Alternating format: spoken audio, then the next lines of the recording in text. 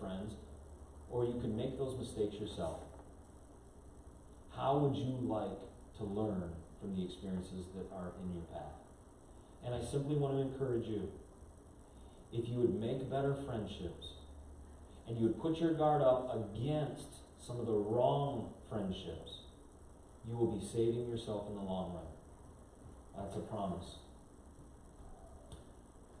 Temptation always feels the same. I want to move on to the second large chunk here of Proverbs chapter 1, verses 15 through 19. And it says this: My son, do not go along with them. Do not set foot on their paths. Verse 16, for their feet rush into evil. They are swift to shed blood. How useless it is to spread a net where every bird can see it. These men, they lie in wait for their own blood. They ambush only themselves. Such is the path of all who go after this ill-gotten gain. It takes away the life of those who get it. You see, when we go along with the crowd, we refuse to listen to truth in our friends or what we know. Our appetites become our masters, and we will do whatever we need to do. We will diss our parents and hang out with our friends and feel like we're part of the crowd. We want to blend in with our friends more than our parents. The ones who have raised us from birth up, who love us, who wanted nothing but to share with us as this father shares with his son. Lucas, stand up, be a leader. Don't give in to all the temptation. Same for you and I. My son, I love you. I'll give you anything I could give you. Why would any kid want to sacrifice a father's love for them, taken from this proverb, over what the world has to offer? That is the deception. I cannot speak it more clearly to the young people in the room. There are people out there that will claim to be your friends and claim to offer you everything that we've talked about here. And you will fall for it. And you will have experiences to learn from it. There's so much love, and yet sometimes we look for it in the wrong places. To the adults out here, I know you go to the same places as work and school and shopping, and you go all kinds of places, and how am I supposed to make good friends, social media friends, all different kinds of friends? How are we supposed to know? How are we supposed to figure this out? How much do I maintain my friendships with different people? That's between you and the Lord. I know that Jesus kept all kinds of friends. He influenced all kinds of people. And I don't think anybody influenced him except God the Father and the Holy Spirit. Now, I think that's unrealistic for us to compete with, but that is something we can aspire to be more like. Is your relationship with God strong enough that you can overcome and see this deception that lies in wait for young people and for those that don't understand? What are your friendships like? Now, if you're anything like me at this point in time, you've got friends pigeonholed. I got this person, yeah, this is a good friend. This person, and this person, and this person, and this person. You can think of them all, and you can kind of figure them out. But I simply want to ask you, instead of putting so many layers to your understanding of your friends, would you be willing to put your life under construction and simply say, these are the Christian friends, and these are the non-Christian friends? And these people's hearts are more like God's heart.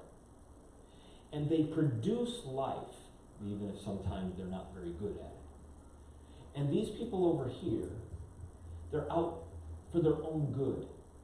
And at some point in time, the closer I get to them, the more trouble I'm going to end up in. If you could simply, instead of seeing your friends in 12 different places or 12 different levels, if you could put them in 2 categories, I think you could understand this passage here of Proverbs chapter 1 in a new way. And you would understand what the Father is trying to teach his Son through this proverb. It makes a difference. It makes a big difference. When we go along with the crowd, we simply can refuse to listen to the truth or our own appetites, they become the master, and we will do whatever is necessary to satisfy them, to keep up with the status quo. You don't have to turn to friendships to find, as the video put, you don't have to turn to outside people to find something that's right underneath your nose. The love, the acceptance, the friendship that you need is probably already in place. But because we're under construction, and because we're trying to do a lot of different things, sometimes we get a little distorted. And I want to simply encourage you, what friends are you keeping? What friends are you letting influence you? Verse 15, this father appeals to his son and he says, look, you got to make the right choice. And it means to steer clear of people who want to entice you into doing things that you know are wrong. Avoid them.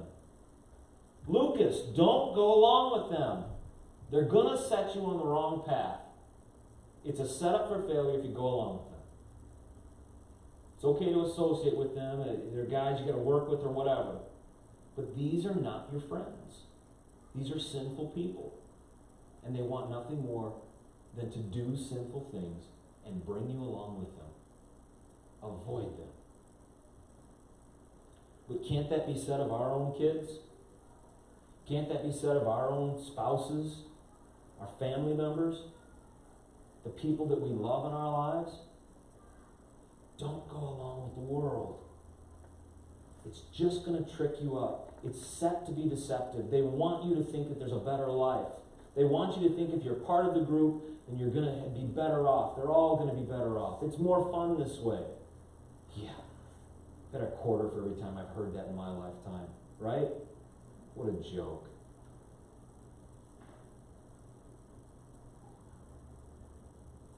Proverbs chapter 1 here.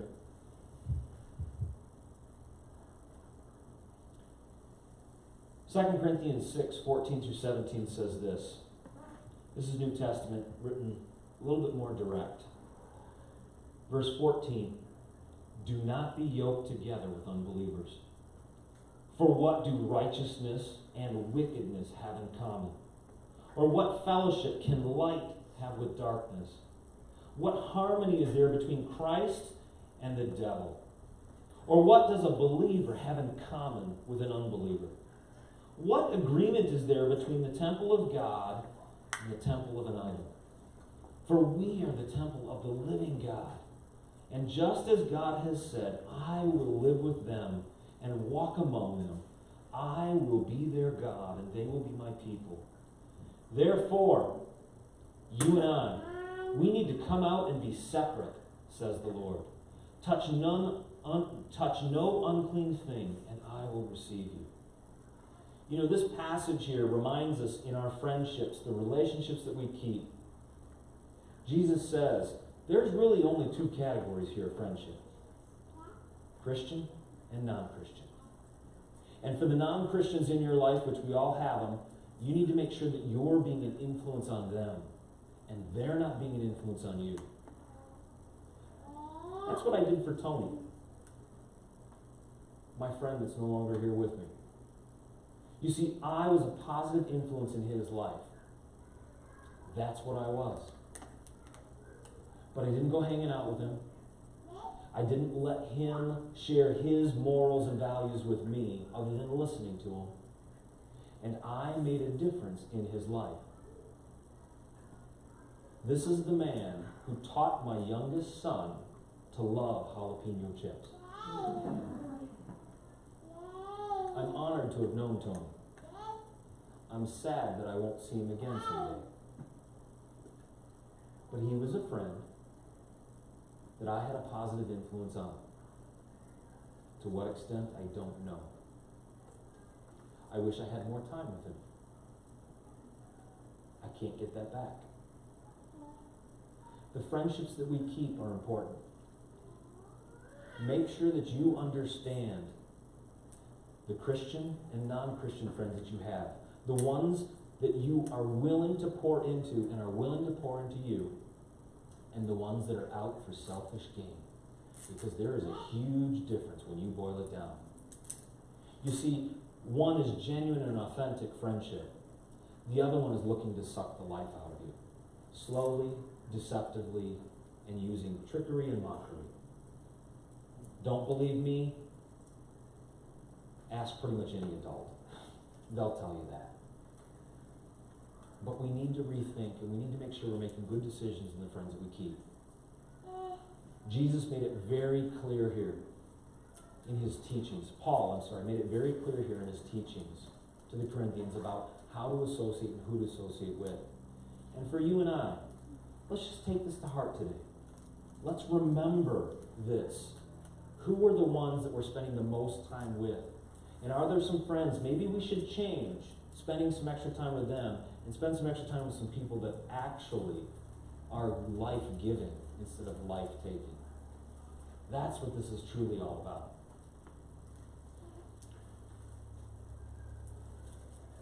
We need to choose friends who will help us to be the best we can be, not bring us down to their level. Proverbs 1:16 says this. It says, "For their feet rush into evil.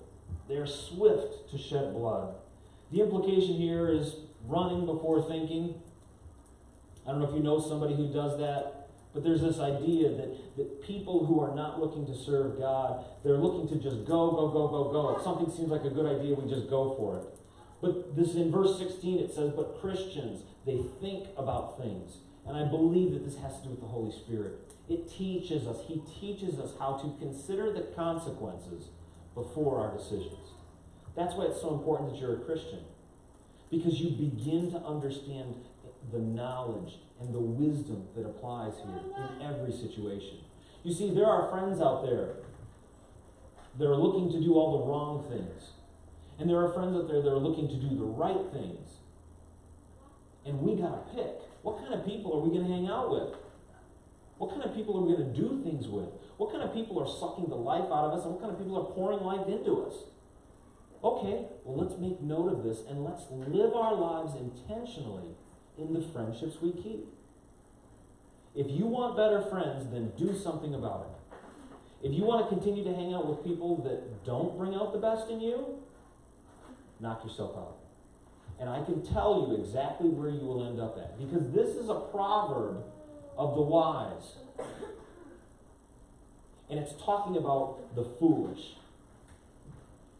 A smart person says, I can learn from somebody else's mistake, and I can make better decisions. A foolish person says, I'll believe it when I see it. I'm going to keep my own friends, I'm going to do what I want to do, and I'm going to associate with the people I want to associate with. That's what a foolish person says. And I simply want to encourage you, if your life is under construction, which it should be as a Christian, consider the friendships you keep. Running before thinking is not a good idea. Rushing or not being careful is not a good idea. It's so important that we consider the outcome before we make our choice, especially in the friends that we keep.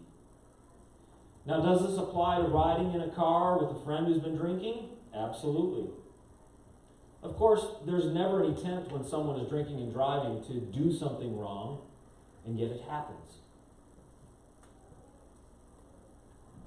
Sometimes the friends we keep can point us to the future we get ourselves into.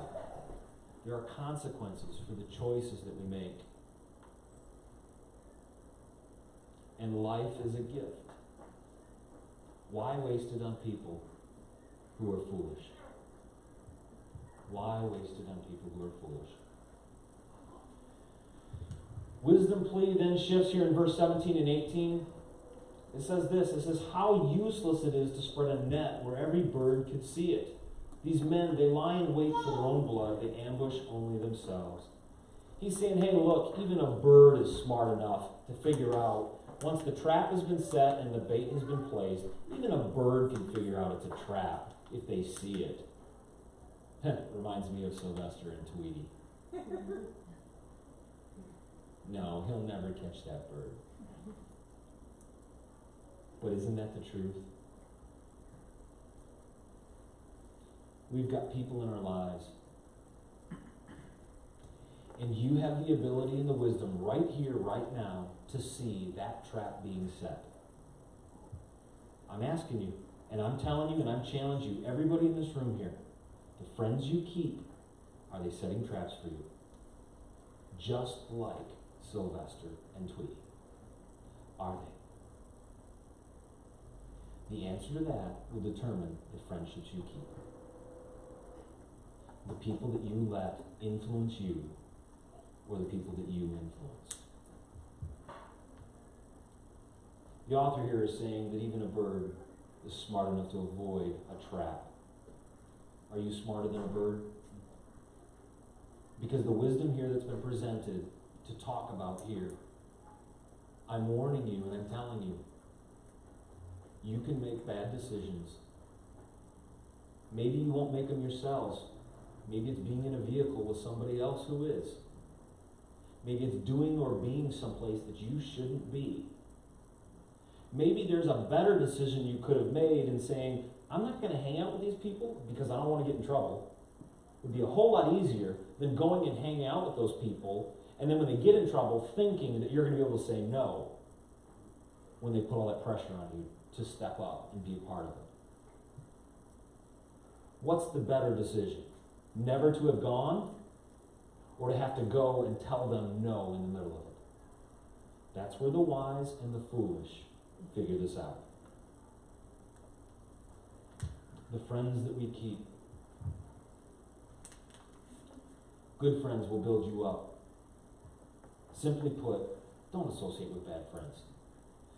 The passage here is finished in verse 19. It says, if you're too anxious to win without paying the price, go ahead and cheat in your friendships and in things. Go ahead and think that these people will be just fine. See what it costs you at the end of the day. If you want to cheat, you will slowly kill what's inside of you. Your values will change. You will stop seeing friends that are Christians and friends that aren't Christians. You'll start seeing friends and, well, they're not that bad. They're not that bad.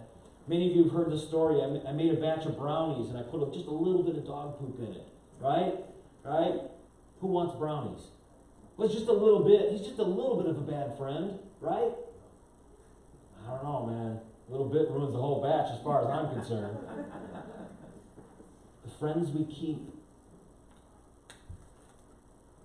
The scriptures here are teaching us there's wisdom and there's foolishness in the friends that we keep. And I'm asking you today, will you please think about the people you hang out with? Will you please think about this in a biblical perspective? Proverbs chapter 1, as a father speaks to his son, the message I want to send to Lucas is this: stay away from these people as much as you can.